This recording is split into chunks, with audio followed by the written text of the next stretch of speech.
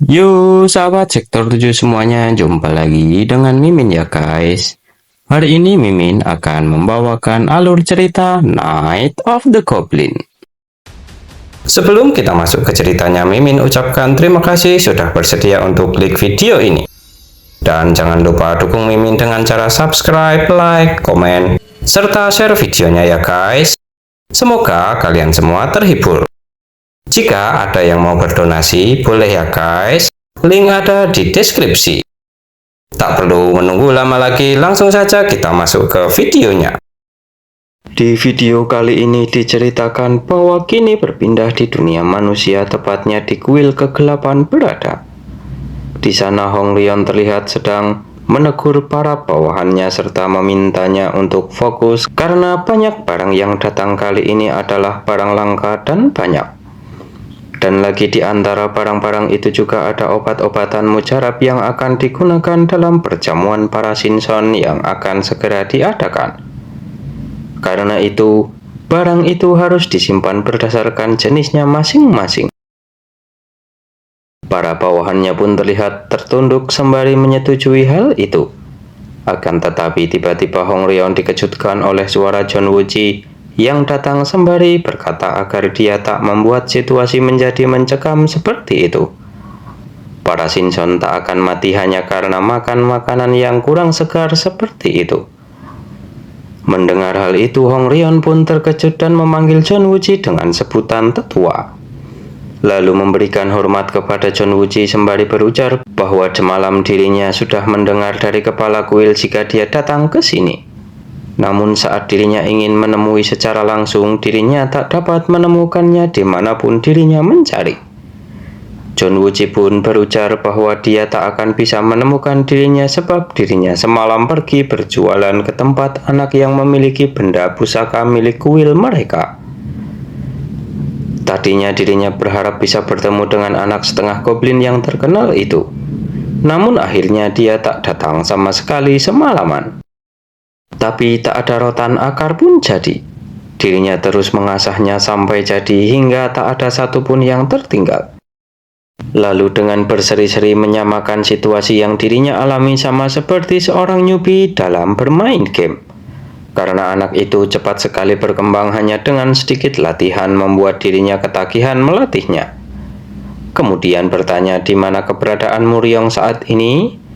Dia sudah sepakat untuk menemani dirinya makan siang bersama, namun dia tak ada di ruangannya saat ini. Awalnya Hong Rion terlihat bertanya-tanya dengan perkataan dari John Wuji itu.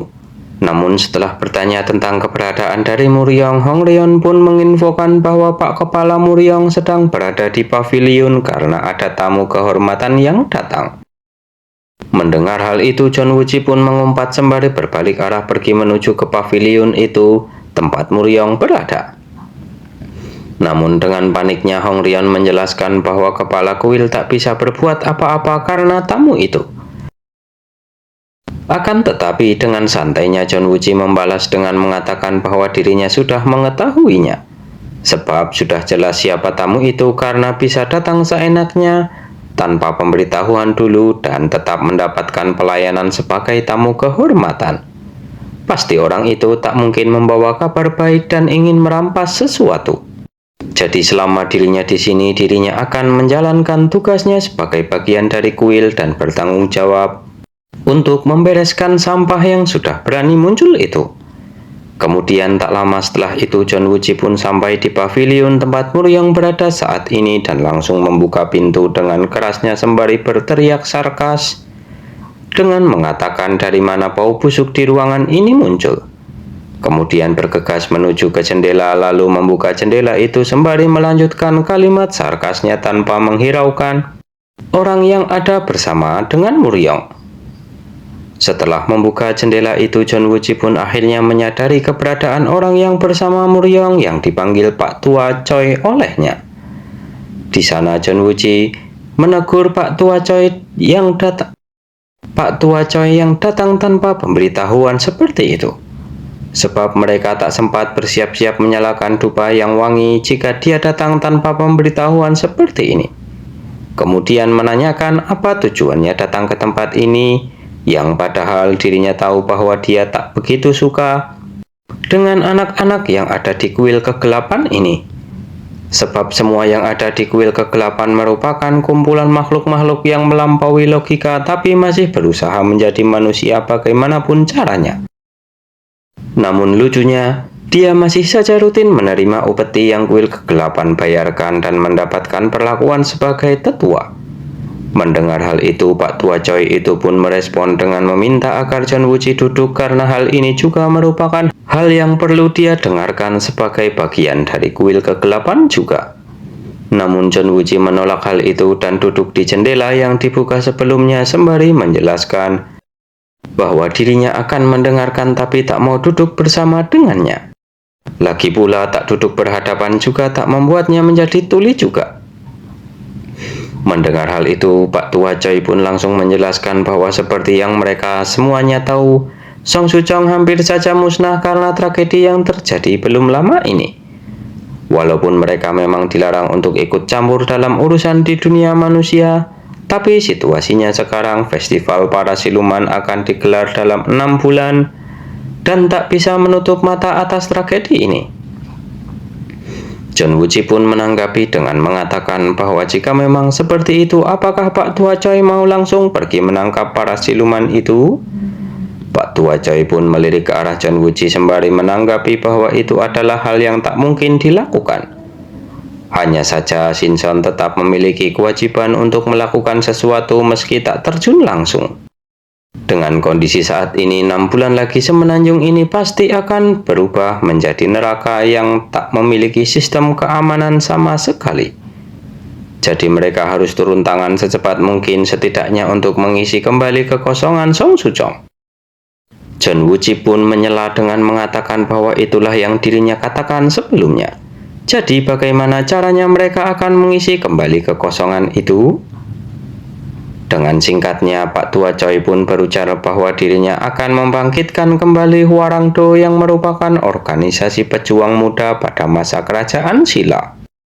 Para Shinson dari semenanjung termasuk dirinya dan John Wuji bisa memilih anak-anak yang berbakat dan menjadikannya sebagai murid. Lalu anak-anak yang mewarisi sihir Dao dan wasiat mereka yang akan bertanggung jawab untuk melindungi semenanjung untuk kedepannya. Lalu layaknya para syaman sejati yang dulu ada di semenanjung ini bukan sekelompok sampah yang semakin membusuk selama ratusan tahun seperti Song Suchong. Itulah sebabnya hari ini dirinya datang ke tempat ini demi pembekalan untuk mendirikan Hwarangdo yang baru. Dirinya ingin kuil kegelapan yang menyediakan obat-obatan mujarab dan senjata untuk anak-anak yang akan dirinya didik nantinya. Tentu saja, dirinya juga harus memberikan kompensasi yang layak atas hal itu. Para manusia setengah siluman di sini tak akan diremehkan lagi jika bergabung di bawah nama Hwarangdo yang baru. Atau kalau ada yang berbakat di antaranya, mereka bisa menjadikannya bagian dari Hwarangdo sekaligus murid mereka. Mendengar semua penjelasan itu, John Wuji pun kesal dan mempertanyakan maksud dari kewajiban sebagai Shinson mengisi kekosongan Song Suchong dan para setengah siluman tak akan diremehkan lagi itu. Apakah dia tak merasa gatal-gatal setelah mengatakan hal-hal yang sama sekali tak tulus seperti itu? Namun jika memang masih punya hati seperti itu, mungkin dia sudah mati berkali-kali karena gejala alergi. Dan saat mendengar bahwa orang-orang Song Suchong itu tewas, dia pasti merasa bahwa itu adalah hal yang benar. Bukankah itu impian yang sangat dia dambakan selama 1000 tahun sejak dia menjadi manusia? Karena itulah dia merasa paling hebat dan paling cerdas di seluruh dunia dan berlagak menjadi raja. Lalu anggap saja dia serius akan mengajari anak-anak itu dengan tulus. Tapi apakah kemudian dia akan melepaskan anak-anak yang telah dia didik itu begitu saja? Pak Tua Choi pun menanggapi bahwa tentu saja tak seperti itu. Karena sejak awal, mereka bukanlah seorang murid melainkan kuda catur, di mana mereka bisa diperas sesuka hati tanpa harus turun tangan langsung. Bukankah dengan begitu semenanjung ini akan dengan mudah terebut ke dalam genggaman para Shinson yang tak berambisi dan hanya memiliki tujuan yang mulia? Jadi apakah John Wuji ada masalah dengan hal itu? Sebab dewa tertinggi saja sudah memberikan izinnya. Beliau setuju bahwa manusia-manusia di dunia bawah harus berada di bawah kekuasaan yang lebih baik. Bahkan harusnya ini sudah dilakukan sejak ratusan tahun yang lalu. Sayangnya gara-gara satu siluman pelin-pelan yang tak tahu diri itu, para manusia dunia bawah jadi merasa terlalu bebas dan bertindak semaunya selama 666 tahun ini. Namun karena John Wuji terlahir di zaman Joseon, zaman yang penuh kebebasan dan kefasikan itu, dirinya bisa memahami jika dia menentang dirinya. Tapi sebagai seorang Shinson yang merupakan makhluk yang lebih tinggi, dia juga harus sadar diri. Jika dia tak setuju, dia hanya bisa menyesalinya nanti. Karena 6 bulan lagi semenanjung ini akan menjadi surga terindah di dunia bawah. John Wuji pun akhirnya mengerti maksud perkataan itu, lalu melepas topengnya dan berujar bahwa jika Pak Tua Choi sudah selesai bicara, lebih baik segera keluar dengan dirinya karena sepertinya kesabarannya yang tipis ini sudah mencapai batasannya, dan meminta untuk bertarung satu sama lain di luar tempat ini. Kemudian berpindah di Istana Raja Naga Laut Timur, tepatnya di Istana Chunghwa yang merupakan tempat perjamuan akan dilakukan. Di sana terlihat bahwa Sodan yang merupakan pembawa acara di tempat itu memperkenalkan dirinya serta memberikan penjelasan dan panduan agar kompetisi bela diri yang akan segera dilakukan dapat berjalan dengan lancar. Kemudian setelah itu mengajak mereka semua untuk segera mulai acara utama mereka kali ini, yaitu pertarungan pertama di babak final ini. Lalu memperkenalkan tim pertama yang akan ikut di dalam kompetisi final ini, di mana tim pertama ini merupakan sebuah kombinasi langka yang bahkan tak sering muncul dalam kompetisi bela diri yang senantiasa menampilkan orang-orang terkuat ini, yaitu pasangan antara Saman terhormat semenanjung dan darah keturunan Goblin yang kembali menampakkan diri setelah berabad-abad lamanya, yaitu Choi Siwoo dan Kim Yosin. Bersamaan dengan hal itu, Siwoo dan Yosin pun muncul di tempat perjamuan itu. Di sana Yosin berujar bahwa dirinya sempat curiga karena mereka hanya diberi sarapan saja, lalu membiarkan mereka berdua berdiam diri di tempat yang sepi.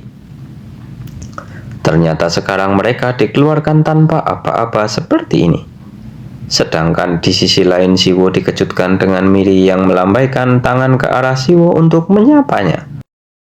Dan Siwoo pun tersenyum dengan sedikit khawatir sembari dalam hatinya berujar bahwa padahal dirinya mengira pertemuan mereka sebelumnya tak sebaik itu sampai bisa saling menyapa seperti ini. Ditambah lagi ternyata di sebelahnya itu memang benar-benarlah Raja Naga. Dan waktu itu dirinya menyerang Raja Naga begitu saja karena tak bisa mengendalikan diri. Jika dipikir-pikir lagi, sekarang rasanya dirinya sudah membuat sebuah masalah yang besar. Lalu kembali ke Sodan yang menjadi pembawa acara saat ini, dirinya pun memperkenalkan lawan yang akan dilawan oleh Yosin dan Siwoo, di mana mereka merupakan spesies yang tak kalah populer dengan Goblin. Dan satu-satunya tim yang tak pernah kalah ataupun mundur sama sekali selama babak penyisihan. Mereka adalah dua orang kuat yang datang dari wilayah utara, yaitu Bulgasari, kakak adik Muruk dan Gajin. Namun Siwoo dan Yosin merasa bahwa situasi kali ini lebih buruk dari perkiraan mereka berdua. Lalu Yosin pun berujar bahwa tadinya karena ini adalah babak final, dirinya mengira para peserta akan dipertemukan dulu dengan dikumpulkan di suatu tempat. Jadi mereka bisa melihat tampang para roh kegelapan itu dan merencanakan upaya penanganan dengan orang-orang yang sepihak dengan mereka berdua. Kemudian Siwoo menanggapi dengan mengatakan jika sepertinya mereka kali ini hanya bisa berharap dengan peruntungan saja. Dan setelah mendengar lawan yang akan mereka berdua hadapi, satu fakta yang diketahui keduanya secara bersamaan tanpa perlu saling bertukar pendapat adalah lawan mereka bukanlah roh kegelapan serta mereka siluman yang kuat. Lalu Bulgasari yang bernama Gajin yang membawa pedang pun tiba-tiba mengejutkan Siwo dan Yosin karena dia memakan pedang yang dibawanya itu. Lalu Muruk menghela nafasnya setelah melihat tindakan adiknya itu dan bertanya apakah dia harus membawa makanannya itu sampai ke tempat ini juga. Padahal dia juga sudah sarapan berlebihan juga. Gajin pun beralasan bahwa sarapan yang dirinya makan sebelumnya minim nutrisi, setidaknya dirinya harus memperbanyak porsinya. Memang mereka membawakan besi yang bagus sebagai bentuk pelayanan kepada tamunya. Tapi mau senjata atau perkakas apapun itu rasanya baru enak jika sudah digunakan. Lalu merasa tertarik dengan senjata yang dibawa oleh Yosin dan meminta izin kepada kakaknya untuk melawan Yosin yang membuat Muruk pun menghela nafas sembari mengatakan agar Gajin melakukan apa yang dia mau. Sebab dia pasti tak akan mendengarkan meskipun dilarang. Kemudian Sodan pun menjelaskan peraturan dalam babak final ini yang sama dengan peraturan di babak penyisihan. Salah satu tim tak dapat bertarung lagi. Salah satu anggota tim tak dapat bertarung lagi atau berniat menyerah, maka tim yang lain akan ditetapkan sebagai pemenangnya. Namun ada hal yang berbeda dengan babak penyisihan. Sebab di babak final ini, keempat orang dari masing-masing tim akan bertarung secara bersamaan. Tentu saja pertarungan baru akan dianggap berakhir setelah kedua anggota dalam satu tim itu tak sanggup bertarung lagi. Namun dalam kasus menyerah itu, jika satu saja dari dua anggota tim menyatakan menyerah, maka tim tersebut akan langsung dianggap kalah. Dan peserta yang keluar dari arena pertarungan juga akan dianggap tak sanggup melanjutkan pertarungan. Dan peserta yang keluar dari arena pertarungan juga akan dianggap tak sanggup melanjutkan pertarungan. Kemudian, Sodan pun melemparkan sebuah bola ke atas lantai sembari menginfokan bahwa pertarungan pertama akan segera dimulai. Bersamaan dengan hal itu, sebuah arena pun terbuat dan para peserta pun berpindah ke dalam arena itu. Siwo pun terlihat terkejut dan berujar bahwa ternyata arena pertarungan ini lumayan luas menurutnya dan berkali-kali lipat lebih besar dari arena di babak penyisihan sebelumnya. Sedangkan Yosin merespon dengan bertanya kepada Siwo apakah yang harus mereka lakukan saat ini. Mungkin Siwo hanya bisa merasakannya samar-samar, tapi mereka memiliki level yang berbeda dengan siluman-siluman yang berhasil Siwo kalahkan di babak penyisihan. Sebab kedua orang itu berada di level sakti. Ditambah lagi yang perempuan terlihat lebih berbahaya dibanding si laki-laki itu.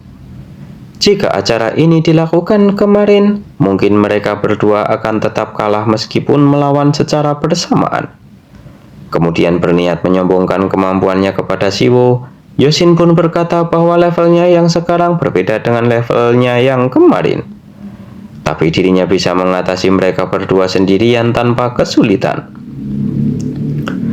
Kemudian menoleh ke arah Siwo yang juga membuatnya terkejut karena saat ini Siwo sudah mengeluarkan kodamnya dengan ukuran yang sangat besar serta dengan paniknya melanjutkan bahwa menurutnya pertarungan ini adalah pertarungan antar tim atau kelompok, bukan pertarungan satu lawan satu.